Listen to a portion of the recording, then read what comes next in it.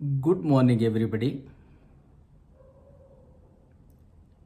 Today, let us discuss a very important constitutional political topic, which is seminal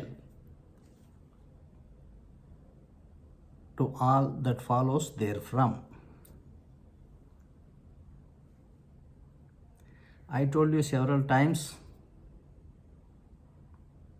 constitutional ignorance is ruling the roost, but not the constitution per se. At the outset, you too may feel that whatever I am saying is not in accordance with the constitution. Whatever I am saying is perfectly in tune with the constitution. But whatever is happening in India in the name of the constitution is not in accordance with the constitution. Please believe, Indian constitution is not only the largest written constitution in the world, but it is also the best constitution in the world. Unfortunately, it was sullied on the same scale. Today, we will discuss one important misunderstanding which led to all the political turmoil in the country,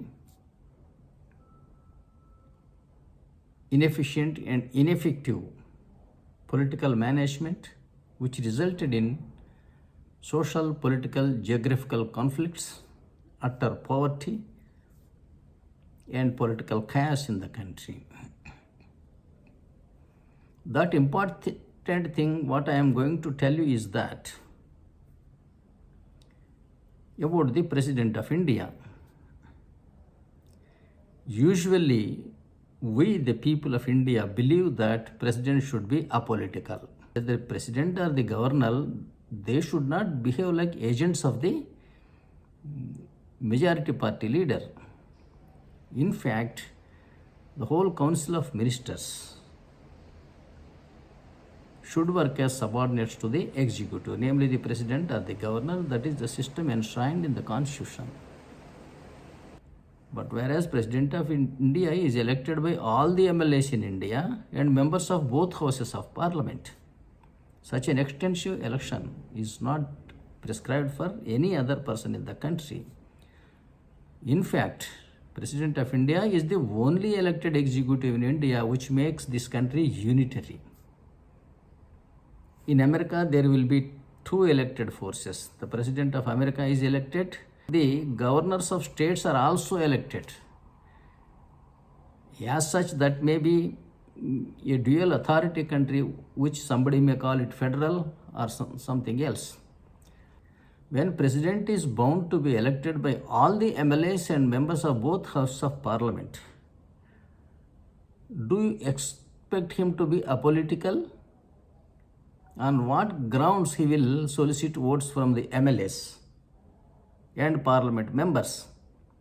Unless he has acquaintance with them, unless he has relevance to their being legislators, it would be very an awkward situation that makes a president of India dependent upon the party which proposes him.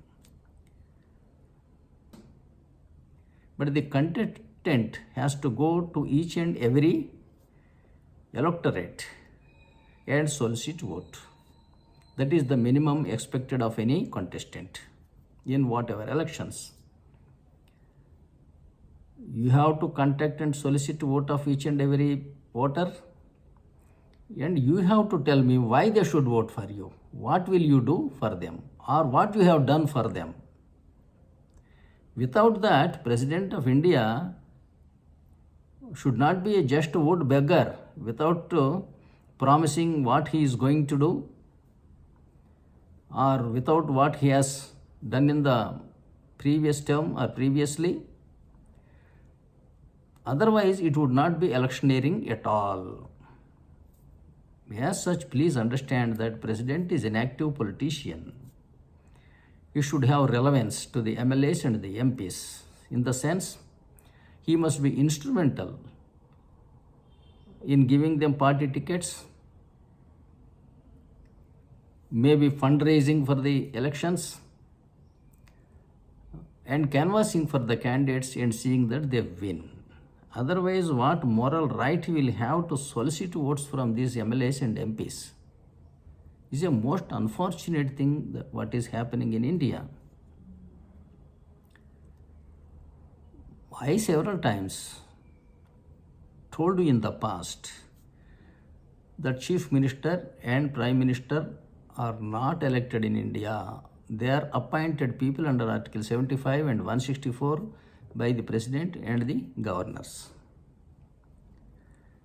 Election of Chief Minister with majority in the Assembly or election of Prime Minister with majority in the Parliament are contained in Pakistan Constitution, Article 91 and 130. Their removal also is contained in Article 95 and Article 130, Clause 5 in Pakistan Constitution through no confidence motions.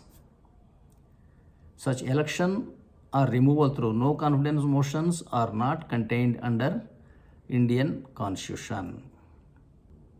Crucial misunderstandings Indians have created. This is a grit and grime of 75 years formed over the last 75 years.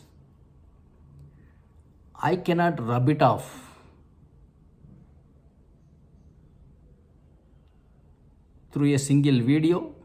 You have to rub it horizontally, vertically, round and round several times. This misunderstanding has been deeply rooted in Indian population because of its practice over a long period, being followed by the political parties in power and by not being questioned by the opposition parties, press and intelligentsia of this country, and even judiciary has delivered several judgments supporting this system or finding out the lapses in following this wrong system. Please understand, the lapses in following a wrong system were being pointed out by the judiciary. So please understand, President of India is the one and the only elected executive in India. Under Article 324, Election Commission of India is given responsibility for only two elections, that is election to the Parliament and the assemblies, namely general elections, and the second election is election of President of India and the Vice President. Except these two elections, please refer Article 324. There is no mention of election of the Chief Minister or the Prime Minister.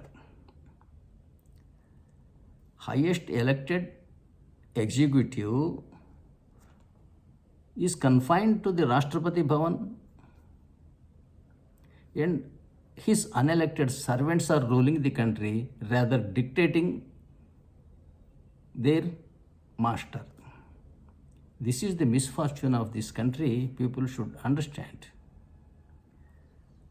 And the governor derives his power because he is none other than the agent of the highest elected President of India. Please don't ask whether governor is an elected person and why he should have power. Then is Chief Minister is an elected person? Due to Article 153 being the executive power of the state, which states that his executive power extends to the whole of the state in matters on which the state legislatures are entitled to make law. He appoints the ministers and removes them, and it is the duty of the Chief Minister to report each legislative and executive proposals to him, administrative proposals to the governor.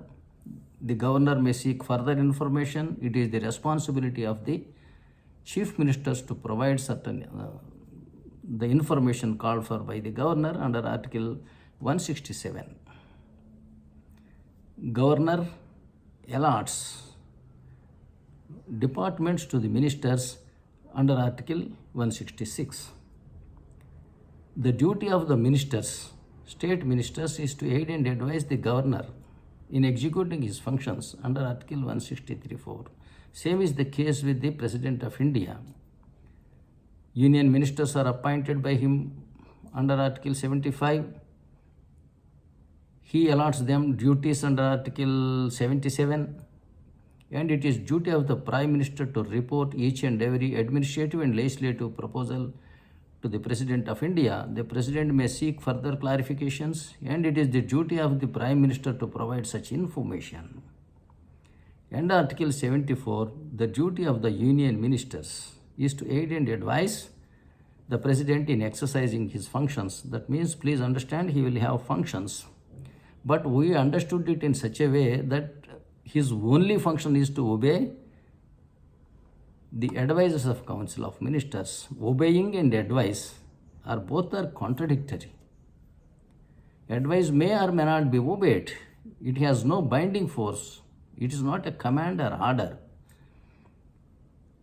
And it will be a funny thing to say that a master is bound by the advice of his servants who are appointed by him, who are removed by him. I will dilate on almost each and every article of the Constitution in due course. In the meanwhile, it is our duty to discuss contemporary conflicting issues. Thank you for watching my video. I request you to please subscribe, share and comment on my videos. Thank you.